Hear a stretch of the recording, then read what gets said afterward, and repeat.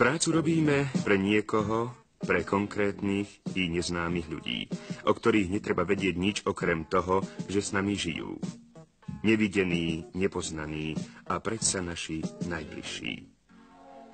Pretože vo všetkom, čo robíme, im dávame svoje najvnútornejšie ja.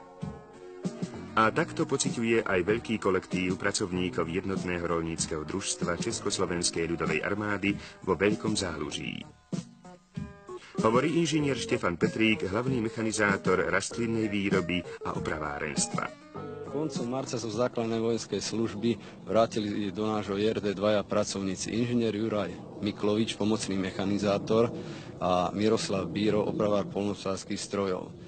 Čas, ktorý strávili na vojenčine, nemôžeme nazvať ich neprítomnosťou, ale títo chlapci skutočne, ako by boli zžití s našim JRD, vlastne boli tu.